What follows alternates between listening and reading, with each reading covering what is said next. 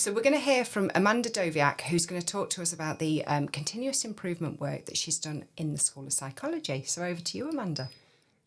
Thanks for that introduction, Liz. I was able to do a little piece of work as part of the Continuous Improvement Development Program earlier this year, which has made, I think, the experience for our students and some of our academic colleagues a lot smoother this semester.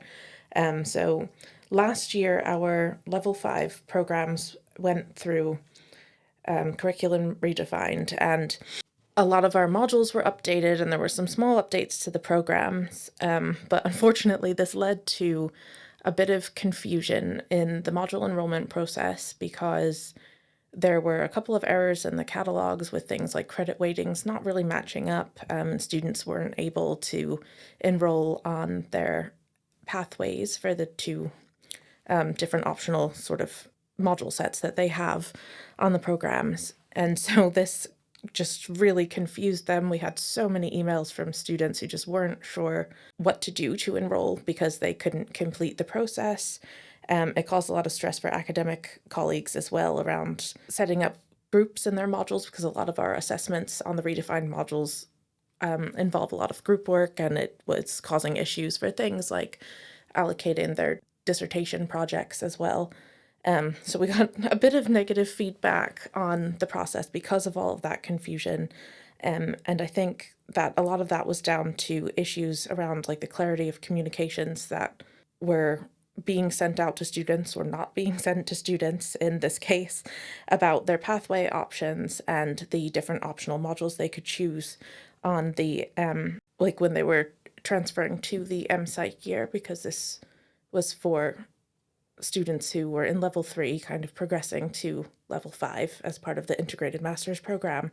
So what I really wanted to achieve with this piece of work was to increase the clarity of the module enrollment process, which would help make my life a little bit easier because it would definitely reduce the amount of communications we were receiving and the number of problems that we had to solve to help our students try to figure out which pathways they wanted to choose and how to complete the enrollment process, as well as kind of confirm whether or not they were actually progressing to the MPsych program, because we didn't have any communications in place about that either.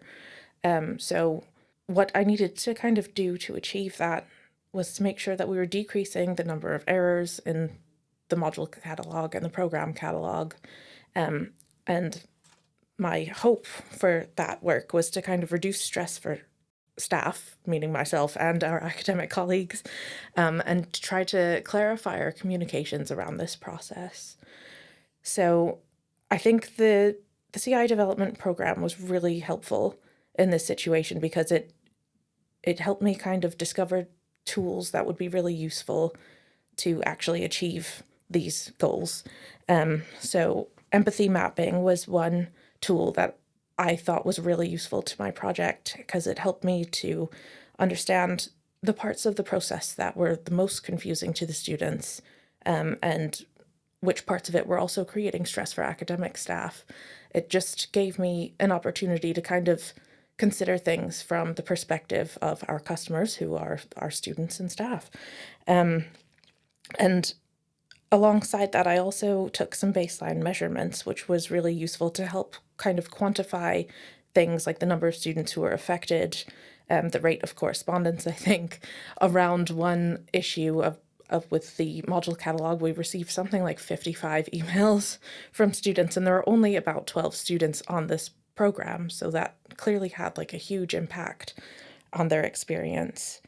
And so once I had kind of used those tools to consider the issue, I was able to draft some new enrollment guidance that I could share with students at specific points during the module enrollment process and the progression to level 5. So once I had drafted that, I also elicited some feedback from our school's student community champions, who are students that were actually, one of them was going to be experiencing this as they were meant to be progressing to level 5 this year. So it was really valuable to kind of get that hands-on kind of student perspective on the work, and like to see if the information in those new communications was actually clear for students. And they were able to provide some really useful feedback that I was able to incorporate. And then I shared that revised version of these communications with both of our MSc program managers, who were able to help me further refine these messages. And I think that the results of doing this work have been really satisfying. It's been really nice to see how the rate of correspondence has certainly decreased. I think I have had no students confused over choosing their pathways. There have been very few kind of questions about what happens when students are supposed to be progressing to level 5, when they'll find out, and generally just very few queries about the module enrollment process. So I think that this has been a really valuable piece of work to do, although it wasn't, a massive task. It did take a lot of thinking, and I think that the tools that I got to use and learn about in the CI development program were really, really helpful. Fantastic. Thank you, Amanda, for sharing that. I think it's just a great piece of work and really demonstrates that some of the tools that you learn about can be very, very effective. I like the fact that you combined the empathy mapping, where you're putting yourself in the shoes of your customers, so the students in this case, and you actually did get that student feedback as well. So the two then almost kind of demonstrated what you then needed to do next as the work progressed. So fantastic, well done. Thank you for sharing it with us.